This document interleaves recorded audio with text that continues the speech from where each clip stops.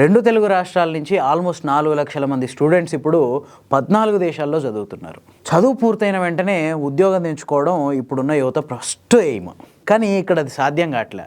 Reason ఏంటంటే విపరీతమైన జనాభా, విపరీతమైన పోటీ, అట్లాగే నాణ్యమైన విద్య లేకపోవడం. ఫైనల్గా అన్నిటికంటే అల్టిమేట్ థింగ్ ఏంటంటే డిగ్నిటీ ఆఫ్ లేబర్, అది ఇక్కడ లేదు. దీనివల్ల ఇప్పుడు యువత విదేశాల వైపు ఆకర్షితులవుతున్నారు.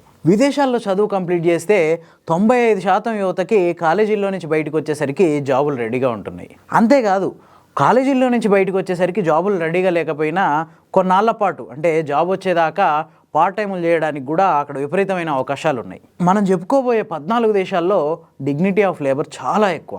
మీకు అక్కడ సాఫ్ట్వేర్ జాబ్ చేసే వ్యక్తినైనా, అట్లాగే ఒక పెట్రోల్ బంక్లో పెట్రోల్ కొట్టే వ్యక్తినైనా డిగ్నిటీ విషయంలో వేరు చేసి చూడరు. అందరికీ ఒకే రకమైన రెస్పెక్ట్ దొరుకుతుంది. కానీ మన దగ్గర అట్లాంటి కల్చర్ లేదు.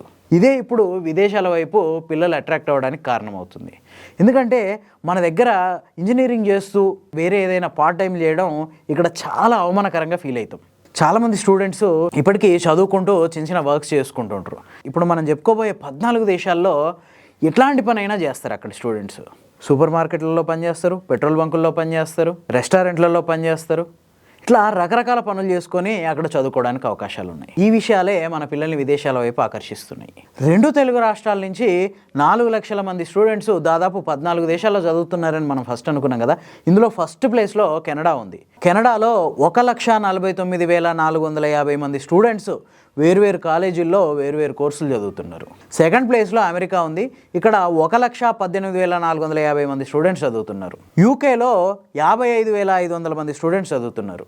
ఆస్ట్రేలియాలో 42,770 మంది తెలుగు స్టూడెంట్స్ ఉన్నారు.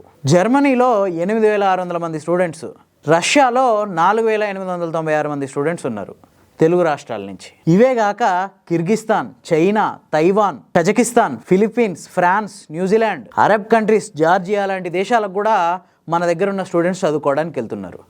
మనం ఏదో అనుకుంటాం డాలర్లకు ఆశపడి లేదా అద్భుతమైన లైఫ్ స్టైల్ కోసం. ఇది కాదు. అక్కడ అవకాశాలు అందరికీ సమానంగా దొరుకుతున్నాయి. పని చేస్తూ చదువుకోవచ్చు. అక్కడ ఎట్లాంటి పని చేసినా వేలు పెట్టి చూయించేటోడు ఉండడు. ఇదే ఇప్పుడు మన పిల్లల్ని ఆ దేశాల వైపు ఆకర్షిస్తుంది.